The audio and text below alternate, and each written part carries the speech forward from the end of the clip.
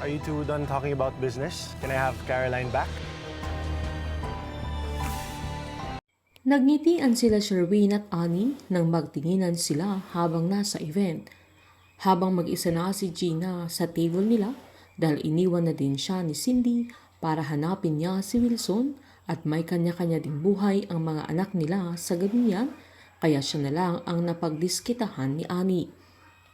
May kausap naman si Wilson sa cellphone niya nang mahagilap siya ng asawa niya na agad itong lumapit sa kanya.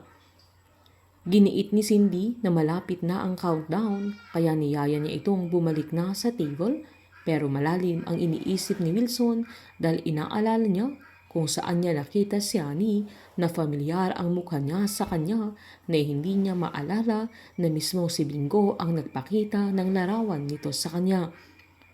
Ang alam naman ni Cindy ay dahil sa sumbatan nila ni Gina kaya humingi siya ng tawad sa asawa niya dahil ganoon ang reaksyon niya nang dumating si Gina na pinaliwanag pa niyang bumabagsak na ang business nila na naaasar siya kay Gina dahil parang hindi niya naintindihan kung ano yung sitwasyon nila.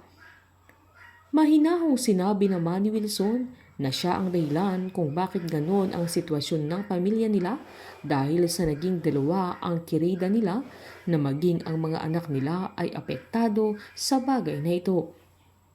Dahil dito ay niyaya ni Cindy na umalis na sila dahil nakuha na nila ang gusto nila na pumayag na si Sherwin sa proposal nilang siya muna ang pansamantalang CEO ng GLC, pero giniit ni Wilson na gusto pa niyang makausap si Sherwin kaya hindi pa sila pwedeng umalis, pero giniit naman ni Cindy na may ibang araw at oras pa para kausapin nila si Sherwin na hiniling niyang i-celebrate nila ang New Year na magkasama na silang dalawa lang.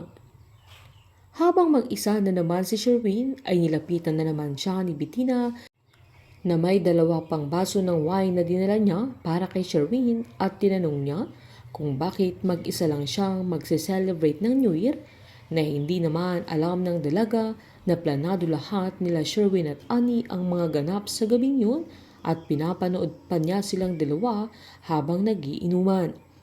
Sinasakyan naman ni Sherwin si Bettina sa mga ginagawa niya na pangaakit sa kanya para lang makuha niya ang pagiging CEO ng GLC. Ang alam ni Bettina ay magagamit niya si Sherwin sa mga plano niya, pero hindi niya alam na hindi na nila mababawi pa ang GLC dahil magiging shareholder na si Annie sa kumpanya nila at sisiguraduhin niyang mapapasa kanya ang GLC. Habang sa unang pagkakataon ay may beso-beso at pa-holding hands pang ganap sila Bingo at Caroline na talaga namang todo kilig silang dalawa.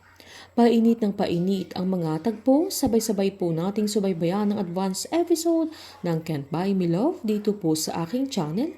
Patuloy lamang po manood at mag-subscribe para ma-update po kayo sa mga susunod na episode. Marami pong salamat.